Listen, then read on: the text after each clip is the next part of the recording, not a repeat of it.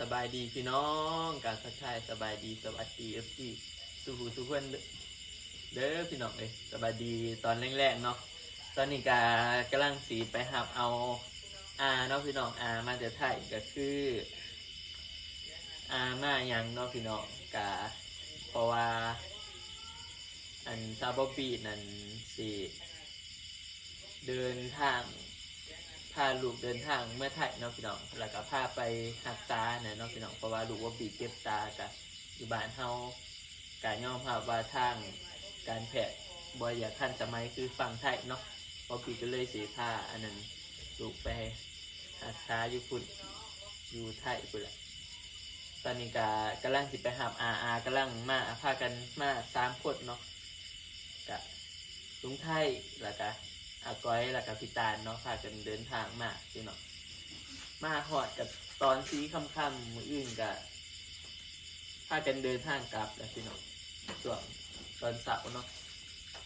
ตอนส่วนสวยๆกับพากันเดินทางกลับอันนี้ไปแล้ว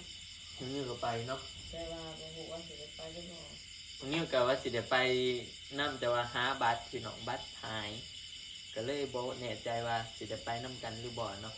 กะถาฟังเบิ่งพี่น้องเพราะว่าบัตรหายมันสิมีวิธีใดเนี่ยที่สิไปได้เนาะเพราะว่าคัน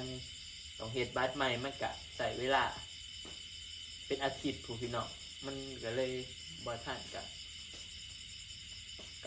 มันก็บ่ได้สะดวกนะพี่น้องกะฟังเบิ่งไปตอนนี้เฮาสิไปขี่ซาเล้งจะทำเอานะครับอายุครัว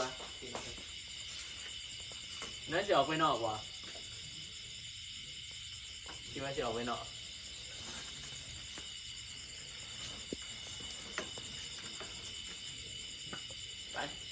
ไปกับหนุ่มนิ้วนี่คืออันนี้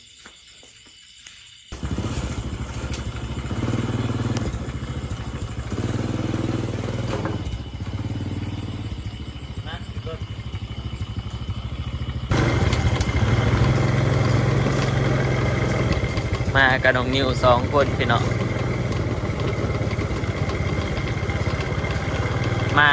มาหอดตอนแรงๆพี่น้องกับบ้านเฮาขั้นจอนผ้ากันเนาะแต่ว่าท่านเดือดหรอก8 โมงเขาก็เริ่มแบบบ่ค่อยอันนั้นพากันนอนนะพี่น้อง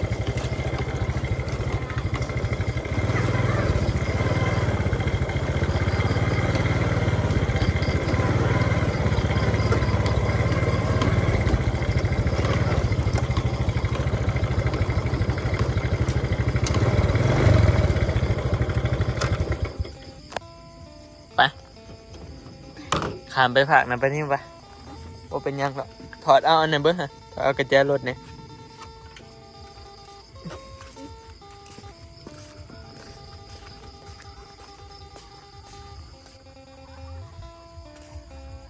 หัวบรรยากาศตอนกลางคืนพี่น้อง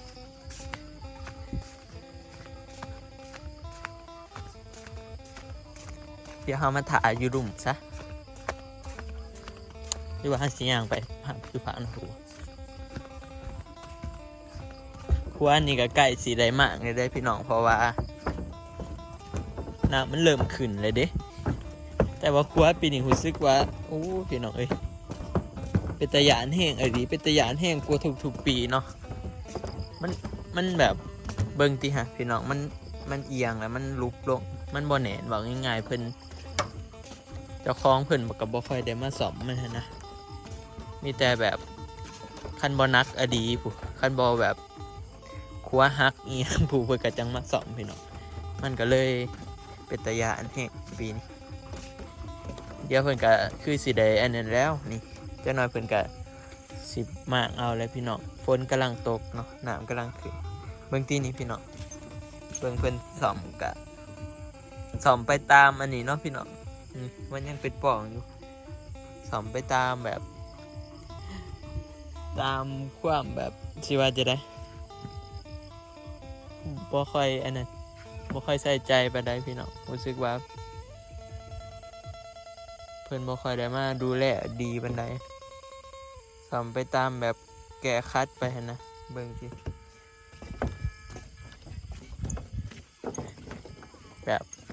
คนที่เขาเจะเที่ยวนะพี่น้องเขาก็หยานนะหยานมันครัวฮักครัวหยังคือน้องอันเที่ยวแต่ละมือนี่หยานด้วยนี่ถ้าอามากเนาะพี่น้องจะหน่อยเรามาหอดเราว่ากำลังหอดทางหอดนาคามนี่แหละป้าพี่น้องพากันมาเลย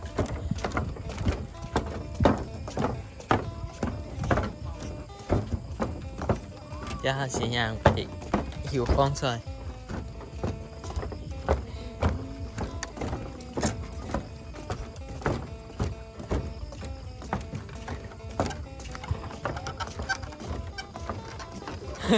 เนี่ยมาอีกทีหนึ่งมาเลยคิดว่ายังอีกโดนนะสิมาหอดเนี่ยมาเอาทางนี้ลงมาเลยโอ้ลุงแบกอียังอ่ะนะไม่เดี๋ยวผมถือช่วยมันเลื่อยตามมานะอุ้ยอีดิ แม่นงูเขียว งูเขียวอ่ะ ใช่งูเขียว มันคือเห็ดจังไส งูเขียวที่มันจกแก่ เอ้ย มา ไปไงนะกลัว ทางใครทางมันนะชัดหรอก มันเป็นตะยานใดตะยานมันอันนั้น มันไปก่อนพอมันพุ่งใส่อ่ะ มาเถอะนะ ไปทางนี้ไปทางนี้ไปเดียว มาเนี่ยพุ่งใส่ผมเลย ไปทางนี้ไปทางนี้ เอา หันหน้าไปทางนี้นะลุง เอาเถอะนะ ไปเลยไปสี่กันไปทางนั้นเลย มันมองอยู่เจอทางใครทางมัน พวกงานไปพุทธเขาเลยพุทธเขาเลย มา อุ้ยขนลุก อุ้ยระยะนู้นระยะคือกัน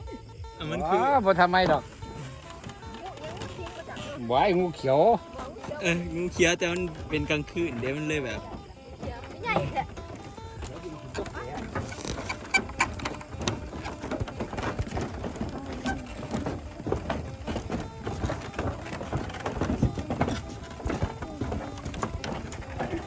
เอารถไว้ใส่ซะลุงจอดรถไว้ใส่ บ้านใครนะบ้านเอากิน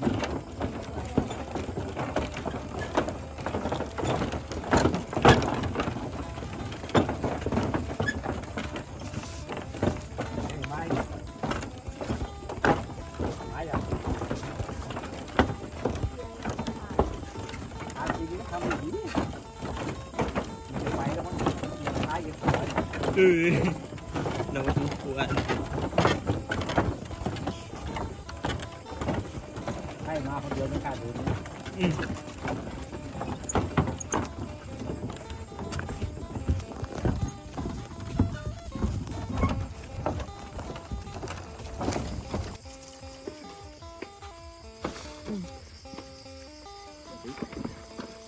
เอาว่างนี่ก็ได้ เดี๋ยวตัวนี้เอาออกเอาลงให้ฟองเอ้ยกงดิ โอ้ เดี๋ยวบอกพริกกันค่อยมาแบ่งเพื่อนก็ได้ เดี๋ยวเราขี่ไปหันครับลงแกโบมีคนอยู่ มีคนอยู่บ่ บ่ มีคนนอนบ่ได้ ข้างนอกไม่ได้ มัน ว่า เป็น จ้ะ คลองอันนี้เด้ต้องปลูกเขาจ้ะ บ่ นะสิเป็นคลองสุด อ้าว เดี๋ยวปลูกค่ะ ไปเอาอันนี้ว่างข้างล่างมาหน้ากว่าลุง ทานกระเบื้องกูจ่อย โอ้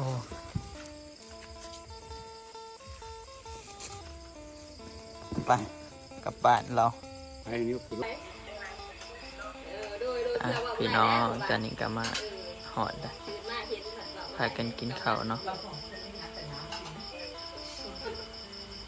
พากันนั่งกินข้าวกินน้ำพี่น้องมาหอดจะเหนื่อยเนาะ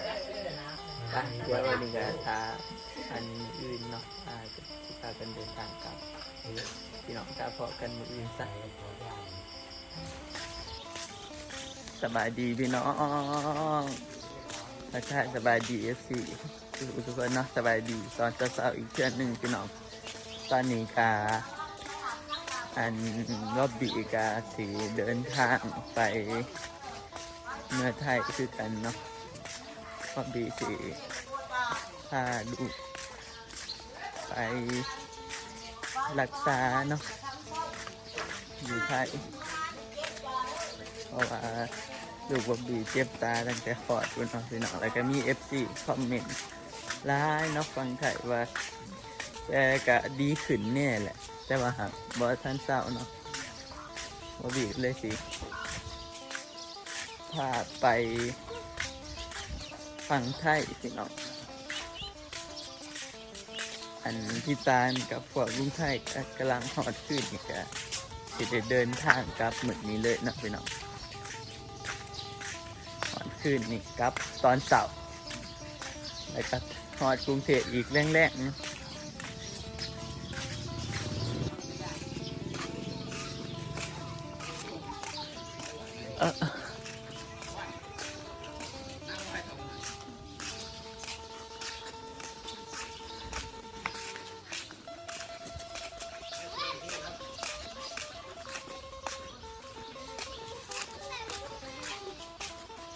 น้องนิ้วก็ไปพี่น้องมันขึ้นนี่5 บาทจะก็ไปบ่น้องอ้นก็ไปเอากรุงเทพ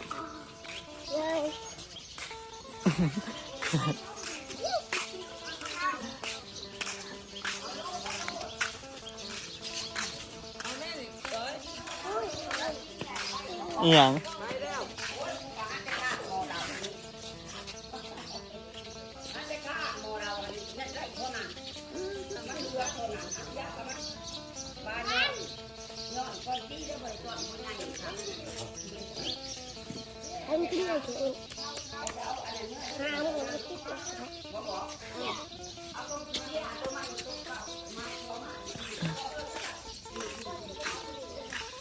ถ้าไม่มีก็ไปพี่น้อง ได้ดีเด้อหนักนะเอามือไปเนาะ นอน รับก่อนเนี่ย รับ มันมาทันตื่นก่อน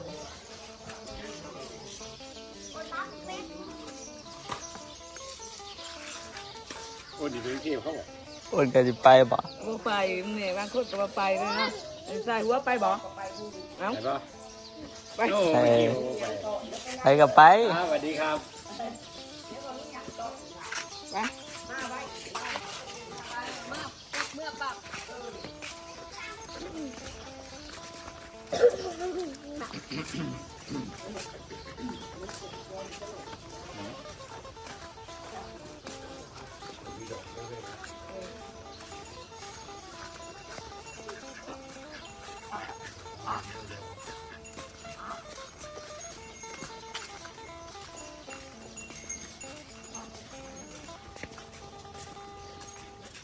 มาถือได้บ่ล่ะ ด้วยแล้วก็ตัก ทำสาวเป็นที่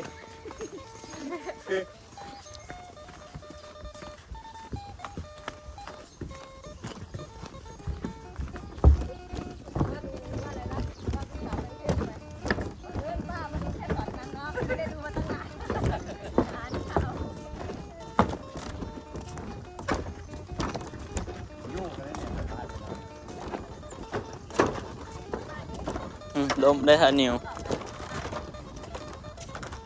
บรรยากาศตอนสาวๆเนาะพี่น้องขะสะพาน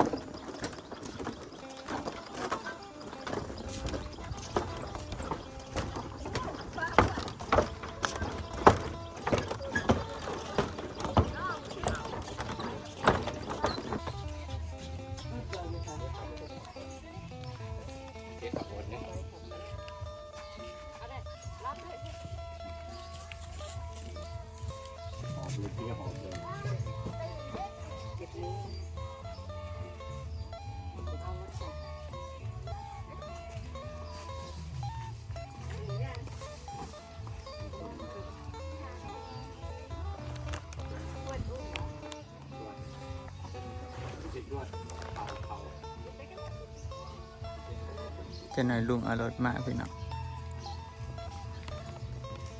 เอารถลุงมา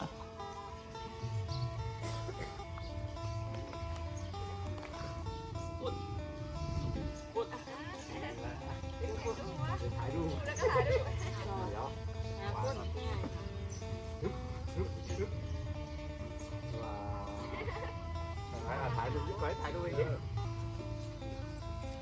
2 3 6 เพิ่มมาเดี๋ยวหอยกับกลับเลยนี่มาส่งยีซื่อๆนี่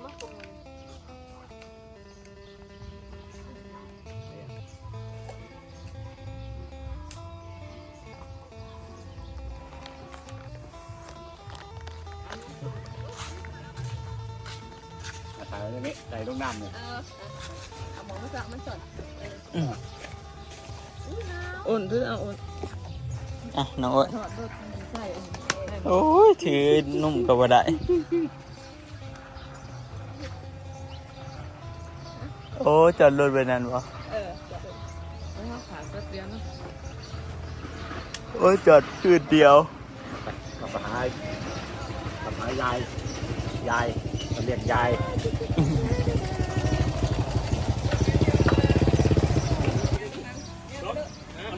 ไม่ไรเกี่ยวของอะไร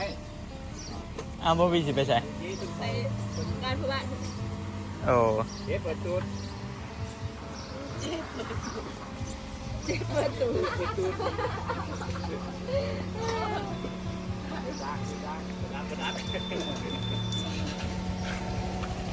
เด็กเขามีบัตรถึงมาลูก ถ้าเด็กก็เห็นกับคำนะ แล้วมันหมดไปมันเพื่อนก็มีวันเนาะเย็นลูกฟังกันนี่เด้อนี่ใช่ป่ะ ถ้าอ้วนไปขึ้นรถ เออ ไม่ต้องไม่ใช่แล้ว น่าจะไปได้ใส่ ยังจ้ะ จะวางนี่อยู่ จ้ะ ฮะ อ้วนครบ อ้วนจะถือเอาก็ได้กระเป๋านี่ ไปใช้กรุงเทพมั้งอ้นเหรอกรุงเทพมั้งนี่บ่โอ้ยไปอยู่กรุงเทพแล้ว ลาบดูเด็กลาบอุ้ย ลูกไป ดูบ๊อบปี้ดูบ๊อบปี้ คิดว่าลุย ไม่ ก้อย ดู วะ ข่อยดอก ฮะคิดว่าลุยก้อยวะ ไปทะละ ไปคืนเจ้าหันสะโอน จะหาเมป้องนี่ เขาจะพากันไปกรุงเทพเมืองกรุงเทพ นี่ไหนวะ เจอตา ลืมไปวางไว้วะ อ้าวนี่พาอันนี้ว่าบีนี่ ยุ่งต่อไปทะละขึ้น จะอยู่ไปกรุงเทพบ่น้องอ้นบ๊ายบายบ๊ายบายดีไปกรุงเทพบ่ อย่าไปชุดตุลาไป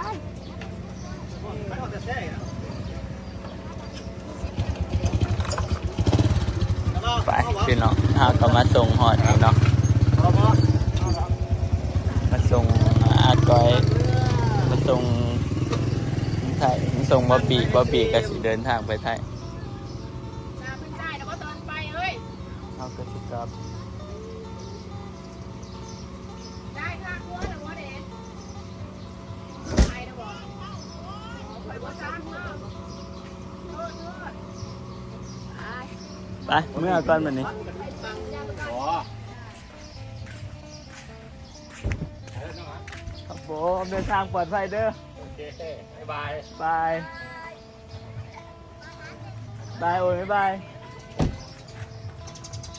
ไปพี่น้องกลับวันนี้เฮาหากลับมามื้อเดียวเนาะ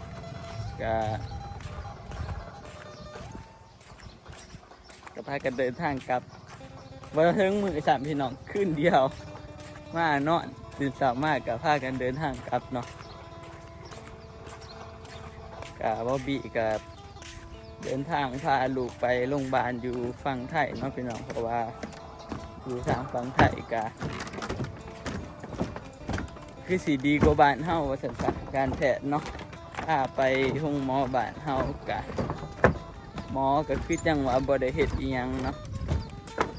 จังว่าบ่ได้คอยรักษาอีหยังFC ตอนแรกๆก็คอมเมนต์เข้ามาหลายพี่น้องว่าสงสารลูกบอบบี้เนาะอยากให้บอบบี้พาไปรักษาพาไปโรงพยาบาลอันเฮามันบ่คือทางเพิ่นเนาะพี่น้องเถื่อพาไปอยู่เพิ่นกะว่าจะได้เนาะมันบ่มีหมอเฉพาะทางพี่น้องหายากเนาะหมอเด็กน้อยที่สิแบบแล้วก็ที่สิรักษาดีๆกันเนี่ยบ้านเฮาพี่น้อง ไปพี่น้องแล้วก็สำหรับคลิปนี้ก็จะได้จบเพียงซ้ำนี้แหละเด้อเนาะขอบคุณขอบใจเบิร์ดสุขุทุกคนพี่น้องเข้ามาติดตามรับชมน้องอันจนจบคลิปเนาะเดี๋ยวไว้พอกันใหม่คลิปหน้าเด้อพี่น้องสำหรับคลิปนี้ขอตัวลาไปก่อนเนาะฝากกดไลค์กดแชร์กดติดตามเพื่อเป็นกำลังใจให้น้องอันเนี่ยพี่น้องเดี๋ยวไว้พอกันใหม่คลิปหน้าสำหรับคลิปนี้ขอตัวลาไปก่อนเด้อขอกล่าวคำว่าสบายดีพี่น้องบ๊ายบาย